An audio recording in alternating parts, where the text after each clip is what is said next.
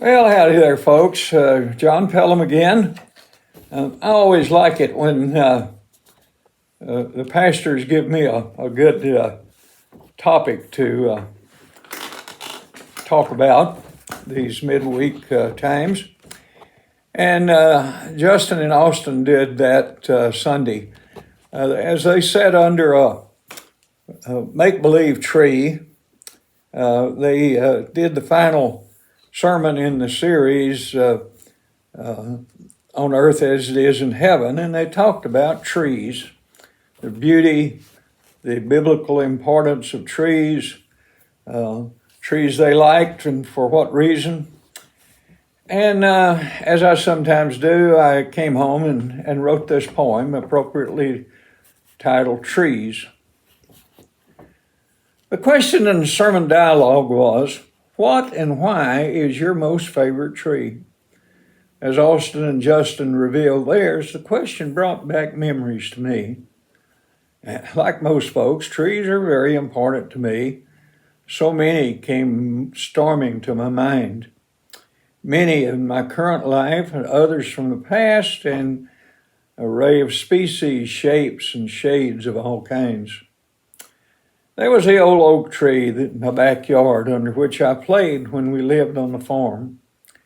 I would lay out the pastures on my ranch. My memories of that tree are sharp and warm. Years later, I came to love a pecan grove that surrounded Rita's home place.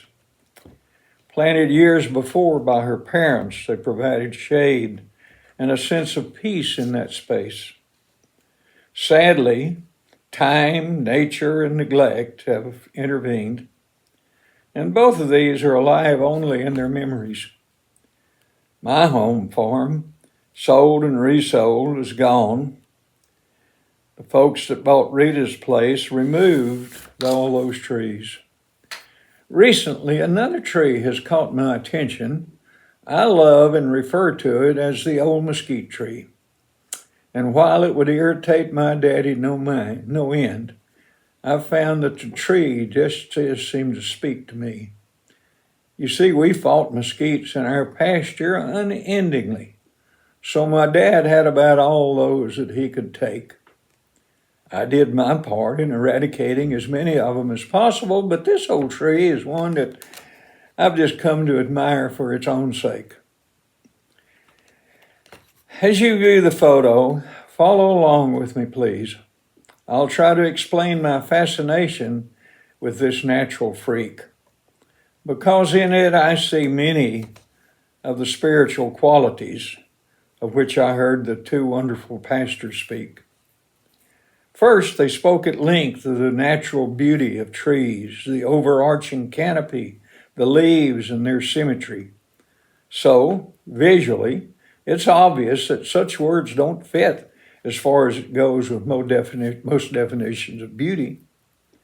I find the old mesquite's beauty is in its inner soul. The trunk and limbs have been ravaged by age, yet it persists when others around it have gone, and its floral friends have turned life's page. There's beauty in the nature of the tree's shape. I've never seen one bent in such a misshapen way. Just look. It seems to be bent at the waist with a cane, but its chest, neck, and heads are pointed heaven's way. One thing it shares with the trees in Sunday's lesson, its roots reach deep into God's fertile earth. It gathers moisture and nutrients from the rich soil. Its seeds have fallen, spread, and given rise to other trees' birth. As Pastor Justin likes to say, the mesquite is both a pest and serves a vital role in preserving God's natural creation. By providing nesting places among its branches and by spreading its seeds, it ensures the species preservation. God's plans for God's world are simply amazing. Consider the contrasting smell and thorns of the rose, the beauty and overwhelming thirst of the mesquite, God cares for all, the greatest and least of those. Folks, there's so many lessons in nature. We live among it, we live with it, and we live under God's mercies. Just remember that as you get to look at your next beautiful tree. Thanks for being with us today, and look forward to being with you next time. Appreciate it. Bye-bye.